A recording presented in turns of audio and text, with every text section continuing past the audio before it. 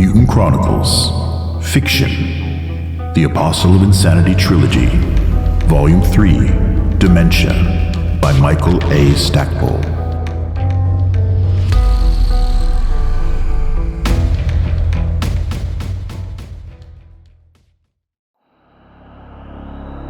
Chapter 35. Forgive us our trespassing here. Algaroth opened his hands slowly, but as they moved apart, I saw various weapons fill them and again disappear.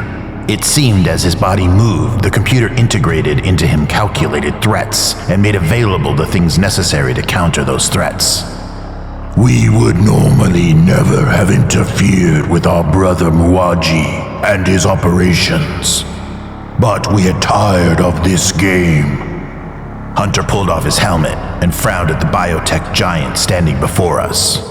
What game are you talking about? I've lost people, which means this is no game to me. Algaroth nodded slowly, a myriad of phantom helmets, ancient and futuristic, haunting his head as he did so.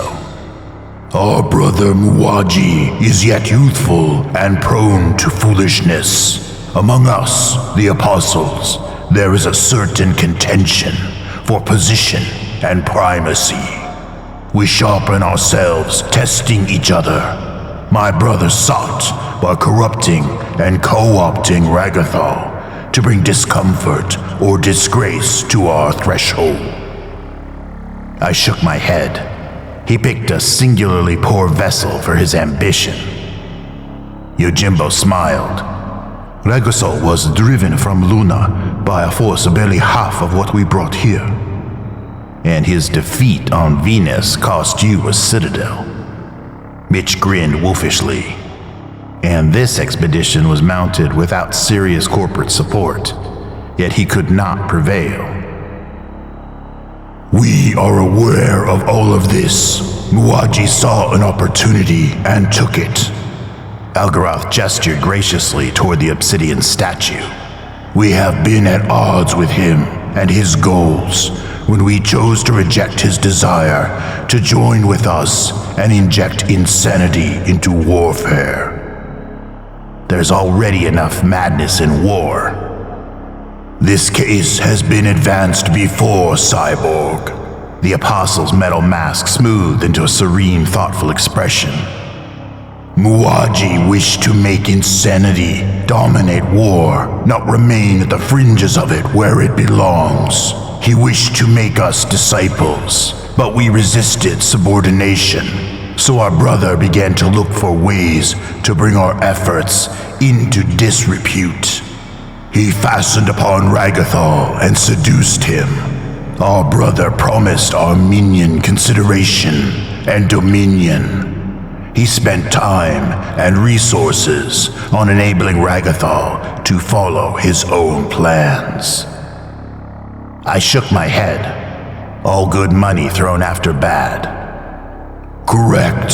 He squandered power in his quest to discredit us by using one of our own against us. He saw in Ragathal an excellent tool.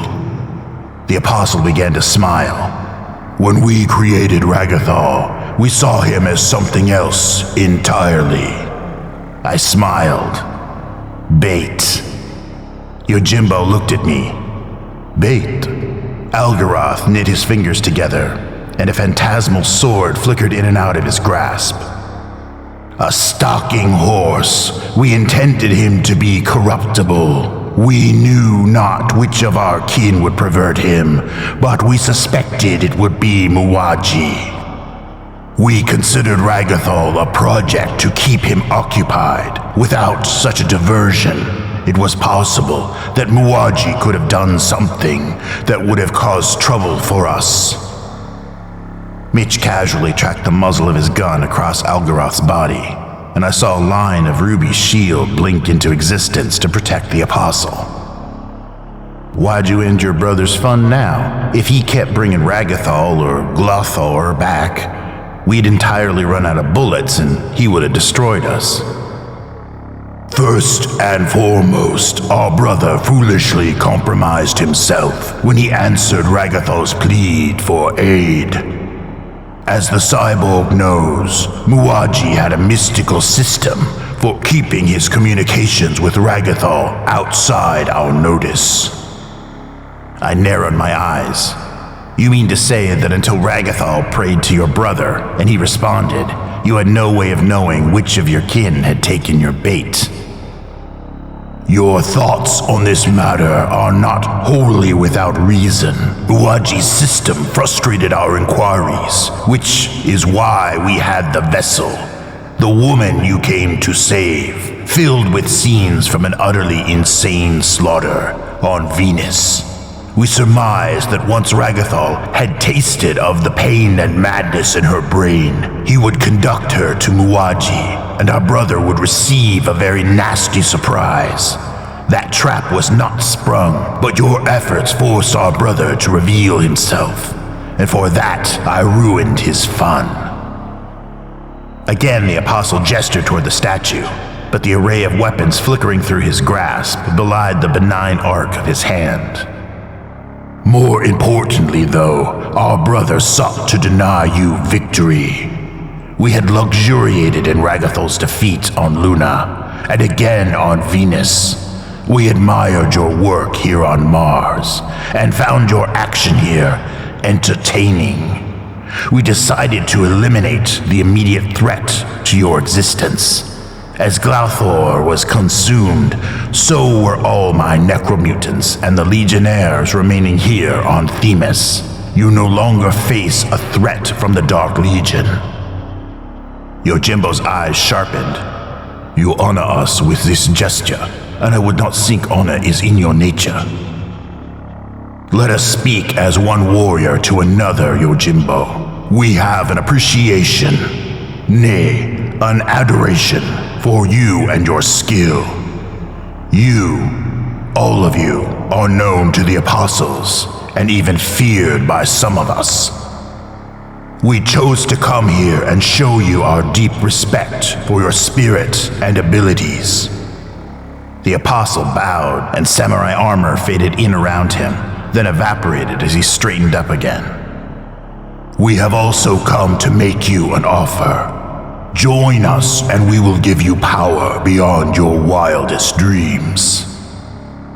I shook my head. Power beyond my wildest dreams would mean nightmares for you and your kin. Yojimbo bowed his head. I have no wish but to serve my present master for as long as I am able, and he desires my service. Mitch thrust his chin out defiantly. I'll fight against you, never for you. Algaroth clapped his hands and laughed in a voice that came as 1,000 million trumpets sounding charges and retreats. You who fight against us, do fight for us. We are the Apostle of War. We embodied all that war is. Including defeat, Mitch growled. Including defeat. Algaroth's mask took on an almost bemused expression. Very well. You have earned your freedom, as our abilities are wedded in contention with our peers. So shall we pit our troops against you, so they may be honed to perfection. Beware sharpening a blade too often, Algaroth, for it may be worn away to nothing. Yojimbo rested his hands on the hilt of his blades. What you send against me, I will destroy. The apostle appeared to be locked in thought for a moment, then smiled. What glorious Legionnaires you will make. Hunter frowned. Reneging on our promised freedom already? Though we keep our word, we also plan ahead. Algaroth smiled as he began to turn back into mist. You will be ours soon enough. Your Sundiver's captain just received a message from Luna, demanding him to bring the ship around, lock the throttle on full speed, and ram Themis. He has complied and is on his way to Jupiter in a life skiff. so nothing can turn that ship. Impact is in 5 of your minutes. Wait, I reached out toward him. Can't you stop it? We have given you a temporary truce with the Dark Legion. It is up to you to defeat threats from your own allies. As he vanished, the rest of our group came running down the causeway. What's going on? Pam pointed back toward the tunnel. We walked for miles without seeing anything but tunnel. Then suddenly we found ourselves here. We have 5 minutes to get back to the skiffs. Even as I said it, I knew that the path was hopeless. If they had followed Mitch's instructions, all the tunnels were blown. And even if they had not, we could not get back there fast enough to be able to escape. We're sunk. Wait a minute. Ragathal had an escape vessel on Venus. Mitch pointed off at the small passageway located in the wall behind the statue of Muwaji. He might have one here. Lane snapped his fingers. He has got one here. The ship they brought Lorraine on. That Toby-class thing. Go then, go! I pointed everyone toward the passage Mitch had indicated earlier. The Bauhaus manager had his own private dock silo. The ship has to be there. I let everyone else trail out of the room and I waited a second, alone in the dark. I saw no light glowing from the statue of Muwaji. No trace of life in it. It seemed, as Algaroth had said, the game was over. Done, dead, and gone. I decided to take no chances. I shot at Muwaji's eyes, and then raced after my friends. My computer had started a countdown when Algaroth mentioned 5 minutes, and I reached the ship at 4:15 still on the clock. The Toby class of runabout is normally known for its clean lines and aerodynamic styling. They're generally bought by executives who like jaunting between planets on vacations, or used by black marketeers who want to move contraband between planets. Treasured for their looks as much as their speed, they were the ship of choice for heroes of all sorts of video adventures. Looking at this Toby, I hoped like hell it still had its speed, because the Dark Legion's modifications to it had destroyed its aesthetic value. The bridge, mounted halfway between the needle nose and the stubby rear wings, looked as if the metal and ceramics had been boiled into bubbles and then left to cool that way. The rear looked as if some extra engine pods had been grafted on, and I wasn't certain what in the hell the grassy fringe around the edges of the hull was or what purpose it might have served. I hopped aboard and Lane shut the hatch behind me. Ash was helping Wendy strap Sandra into the daybed in the aft lounge. I patted him on the shoulder and squeezed past. Glad I didn't have to carry you home in my pocket on this one. The Attila said nothing, and I worked my way forward to the middle cabin. 6 rows of seats running 6 across supplied ample room for the rest of our contingent. I noticed Scythia sitting alone while the rest of the sacred warriors mingled with our people. I returned some smiles and nods as I passed down the central aisle. Then I stopped in the cockpit doorway. We're not going anywhere, are we? Mitch and Yojimbo, sitting in the pilot and co-pilot seats respectively, turned back toward me and sighed in unison. The cockpit instrumentation had suffered the same sort of boil-up as the exterior of the cockpit. The lenses distorted in various gauges and displays, and a furry, gelatinous thing covered the central console between them. Mitch reached out toward the fur-covered throttle, but tiny tendrils came up like cobras and waved back and forth as I tracked his hand. Normally you can call up an auto-launch sequence, but I can't find the switches to do that. I've got basic power up, but I'm stuck after that. I can't fly it manually. Nor can I. Yojimbo shrugged. I thought because Mishima made this, I might be of help reading things, but this is well beyond my abilities. I reached back and plucked an intercom mic from its clip. Thanks for flying Desperation Spaceways. Does anyone know how to get this monster out of here? I saw no volunteers in the mid-cabin, so I hung up the mic and then squatted down for a look at the console. As I brought my right hand near the gray gelatin, little pseudopods started adroitly tracking my hand.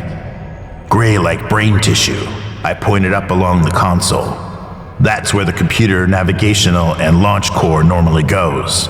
Do you think this thing thinks for the ship? I don't know. Mitch shook his head. What do you have to do? Beg it? Please, ship, take off. I smiled to cover my panic. Ships are usually personified as women. Sweet talk it. Yojimbo bowed toward it. I would be honored for the pleasure of your company in orbit around the Mars. Mitch laughed aloud. Mars? At least promise her a good time on Luna. I joined his nervous laughter, but cut it off abruptly when I felt Ash's fingers sink into my armpits and move me into the navigator's seat behind Yojimbo. Ash, what are you doing? Put me down. This is serious. Compliance with your request? His right hand reached up and popped open his skull cap. Following the last command given it by Ash's brain, the hand scooped his memory core out and jammed it down through the gray jelly. The stuff liquefied and flowed out over the cockpit floor, but left us staring at Ash's memory core, nestled in the launch and navigation slot. The ship shuddered as the engines ignited behind us. Mitch looked back at me with wild eyes. Your robot can fly this thing? I told him to download everything we need to make this trip. Since a Toby-class ship was one of our possible rides out here, I guess he took me seriously and downloaded everything. Yojimbo smiled. Never again do I complain about a literalist. Me neither. I patted the console affectionately. It's your turn to carry me home, Ash. To Mars, as fast as we can. Mutant Chronicles, Fiction, The Apostle of Insanity Trilogy, Volume 3, Dementia, by Michael A. Stackpole. Chapter 35. End.